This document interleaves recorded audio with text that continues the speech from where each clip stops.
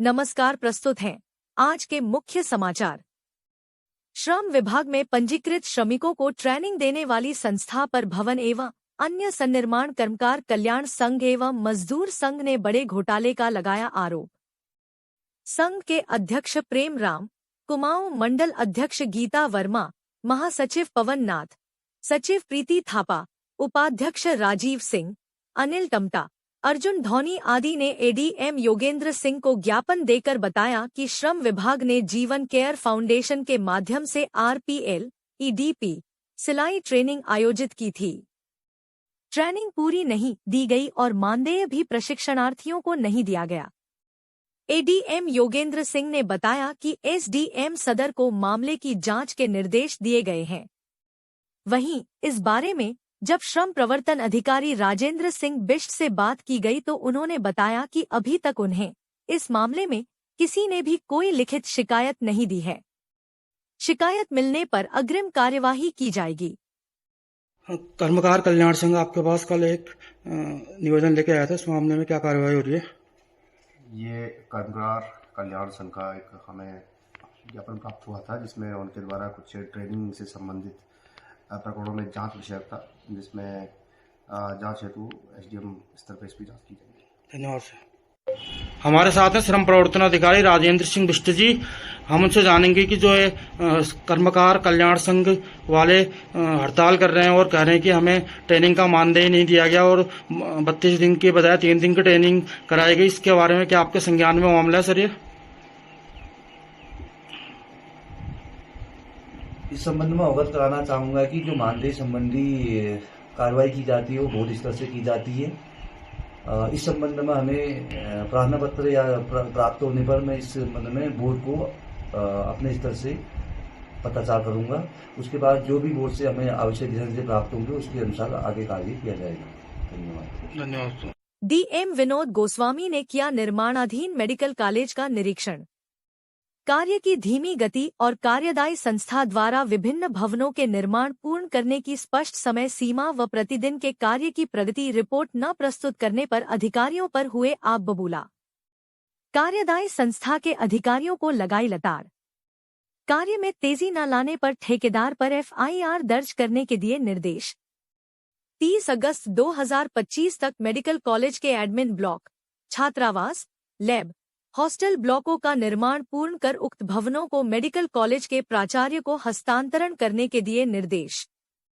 निरीक्षण के दौरान सीडीओ डॉक्टर दीपक सैनी, मेडिकल कॉलेज के प्राचार्य डॉक्टर अजय आर्य, सीएमओ एसएस नबियाल, एसडीएम सदर वैभव कांडपाल आदि उपस्थित थे। जो कार्य की प्रगति है कुछ जगहों पर तो ठीक है, लेकिन कुछ विशेष जो बिल्डिंग्स जो कि मेडिकल कॉलेज को संचालित करने के लिए 2026 में चाहिए हैं, उसके लिए अतिरिक्त एफर्ट्स करने की आवश्यकता लगी है। जैसा कि प्रिंसिपल साहब ने भी मुझे बताया कि अगर इनको अगले साल इसके लिए इसको चलाना है तो इनको 3-4 भवन जो है उस समय एकदम रेडी कंडीशन में चाहिए, जिसमें से एक एडमिन ब्लॉक है, एक हॉस्टल है, एक इनका जो लैब है। तो ये 3-4 बिल्डिंग जो है इनको बिल्कुल रेडी कंडीशन में चाहिए। जो आज की कंडीशन है उसमें अगर कार्यदायी संस्था थोड़ा सा एफर्ट करें तो उसको टाइमली कर लेंगे। दूसरा, इनको एक ये भी कहा गया है कि हर 15 दिन का एक बार चार्ट बना करके मुझे और प्रिंसिपल साहब को पुटअप करेंगे, जिसमें कि कितना काम हर फोर्टनाइटली हुआ है उसको हम लोग भी मॉनिटर कर सकेंगे।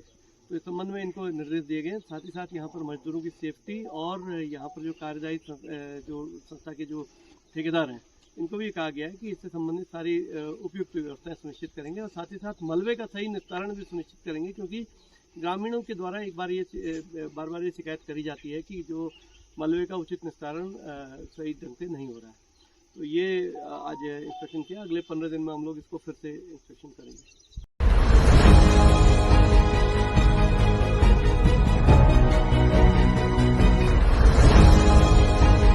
अब पिथौरागढ़ का पहला रंगोली बारात घर बन गया है, वसुधैव बारात घर। यहाँ शादी विवाह, पार्टी रिसेप्शन, कॉन्फ्रेंस मीटिंग की सुविधा उपलब्ध। इसके अलावा निशुल्क 4 पहिया वाहन पार्किंग सुविधा उपलब्ध, निशुल्क हल्दी मेहंदी, 3 कमरों की आवासीय व्यवस्था व निशुल्क दुल्हन का कमरा भी उपलब्ध और रात्रि विश्राम के लिए 15 बिस्तर जैसी अतिरिक्त सुविधा। बुकिंग हेतु अभी संपर्क करें वसुधैव बारात घर नियर गुप्ता तिराहा, पिथौरागढ़। सौवैली public school, the best public school of Pithoragarh. आपका सपना है एक बेहतर करियर का, तो मंजिल है सिर्फ एक, मानस कॉलेज पिथौरागढ़। यहाँ खुल चुके हैं एडमिशन सभी कोर्सेज में, जैसे BSc IT, nutrition and health care science, banking and financial management, graphic designing and animation, logistics management, e-commerce and digital marketing, mass communication and journalism और होटल मैनेजमेंट। समर्पित शिक्षक, समृद्ध लाइब्रेरी, खेल सुविधाएं, कैफेटेरिया, हॉस्टल, ट्रांसपोर्ट सुविधाएं, 100% placement assistance और ILC Colorado से certified personality development classes. यहाँ हर कदम पर आपका विकास तय है। आज ही संपर्क करें। जैसा कि आप जानते ही हैं, सोना लगातार महंगा हो रहा है और आगे भी महंगा होते रहेगा। गोविंद लाल सुरेश लाल चौधरी ज्वेलर्स आपके लिए लाए हैं एक समाधान स्वर्ण संचय योजना, जिससे आप आसानी से सोने के गहने बना सकते हैं। इस योजना के तहत आप 11 महीनों की किश्तें जमा करके 12वें महीने की किश्त की छूट का लाभ ले सकते हैं। अधिक जानकारी हेतु अभी संपर्क करें गोविंद लाल सुरेश लाल ज्वेलर्स, पुराना बाजार, पिथौरागढ़। धारचूला में आदि कैलाश पर्वत तीर्थ यात्रा मार्ग में वाहनों के संचालन संबंधी बैठक ARTO Shivansh Kandpal, SDM Manjeet Singh, CO KS Rawat की उपस्थिति में टैक्सी यूनियन के साथ संपन्न हुई। बैठक में तय हुआ कि सभी वाहन जिनके कागज मानकों के अनुरूप सही हैं और जिनके पास हिल लाइसेंस है, वे आदि कैलाश यात्रा मार्ग में चल सकते हैं। फिलहाल टैक्सी यूनियन ने वाहनों का संचालन न करने की अपनी घोषणा को वापस ले लिया है। प्रशासन ने स्पष्ट किया कि यात्रा में व्यवधान डालने वाले वाहन चालकों के खिलाफ मोटर वाहन अधिनियम के तहत कड़ी कार्यवाही की जाएगी। हमें आश्वासन दिया है कि 1-2 दिन में, परसों हमारी जो बैठक है वो पिथौरागढ़ के यूनियन के साथ कराई जाएगी और उन्होंने एक चेक पोस्ट बनाने के लिए पुलिस के द्वारा एक चेक पोस्ट भी बनाया जाएगा और साथ में वो एक एडवाइजरी भी जारी करेंगे, जिसमें जिनके पास इंडोर्समेंट लाइसेंस नहीं होगा वो गाड़ियाँ या वो जो चालक है वो वहाँ पे नहीं चल पाएंगे, उनको अनुमति नहीं मिलेगी, उनको दाखिला में रोक दिया जाएगा। नगर निगम सभागार में DM विनोद गोस्वामी, नगर निगम आयुक्त CDO डॉक्टर दीपक सैनी एवं मेयर नगर निगम कल्पना देवलाल की अध्यक्षता में समस्त पार्षदों की एक बैठक आयोजित की गई। पार्षदों ने अधिकारियों के समक्ष अपने वार्डों से संबंधित समस्याएं रखीं और सुझाव भी दिए। जिलाधिकारी ने अधिकारियों को इन सुझावों और समस्याओं पर एक रिपोर्ट बनाने का आदेश दिया और नगर आयुक्त को उचित कार्यवाही करने के निर्देश दिए। बैठक में SDM सदर वैभव कांडपाल, अधिशासी अभियंता जल संस्थान सुरेश जोशी, इंजीनियर विद्युत विभाग नितिन गरखाल, सहायक नगर आयुक्त राजदेव जायसी, तहसीलदार विजय गोस्वामी आदि उपस्थित थे।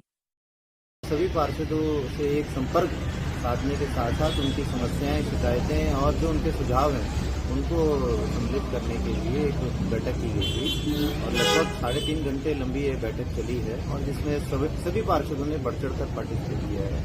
सभी ने अपनी अपनी जो समस्याएं हैं उनसे भी अवगत कराया और साथ ही साथ जो शिकायतें हैं अगर उनका तत्काल निराकरण भी किया गया है और जो सुझाव हैं, जो पॉलिसी मैटर्स हैं, उनको भी हमने उनका ध्यानपूर्वक उनका संज्ञान लिया है और उनका संज्ञान लेकर उस पर जो आगे की कार्रवाई है वो की जाएगी। इस बैठक का मुख्य उद्देश्य यही था कि सभी जनप्रतिनिधियों से एक संपर्क साधा जा सके। जनता की जितने भी इश्यूज हैं उनको जो है जनप्रतिनिधि के माध्यम से पार्षदगण जो उठाते हैं उनको एक मंच मिल सके कि लगातार ये संवाद बना रहे। इसी कड़ी में इस तरीके की बैठकें आगे भी जरूर की जाएंगी। जरूरी सूचना ITDA कैल्क में शुरू होने जा रहे हैं निःशुल्क डिजिटल मार्केटिंग, साइबर सिक्योरिटी और ग्राफिक डिजाइनिंग कोर्स। मिलेगा IT डिपार्टमेंट का सरकारी सर्टिफिकेट और वो भी बिना किसी शुल्क के। हमारे पास है हाईटेक कंप्यूटर लैब और उच्च प्रशिक्षित फैकल्टी। प्रवेश पहले आओ पहले पाओ नियम के आधार पर। सीमित सीटें। जल्द संपर्क करें ITDA कैल्क, निकट Stafford public school, GIC road, Pithoragarh. Mobile number 9758928770। जाग उठा पहाड़ संगठन बना जनता की आवाज उत्तराखंड राज्य आंदोलन में मात्र 16 वर्ष की उम्र में 58 दिन तक फतेहगढ़ जेल में रहने वाले जाग उठा पहाड़ के संयोजक, राज्य आंदोलनकारी व समाज सेवी गोपू महर जनता की हर समस्या के समाधान के लिए सदैव रहते हैं तत्पर। एक सच्चे जनसेवक से यही उम्मीद की जाती है और उनके इस जज्बे को हम सलाम करते हैं। साहित्य, शिक्षा, संस्कृति, तकनीक, इतिहास, ज्ञान, विज्ञान, अध्यात्म, धर्म, स्थानीय और देश विदेश की खबरें देखने, सुनने और पढ़ने के लिए कृपया लाइक, सब्सक्राइब व शेयर कीजिए देवभूमि समाचार यूट्यूब चैनल, फेसबुक पेज व न्यूज पोर्टल को।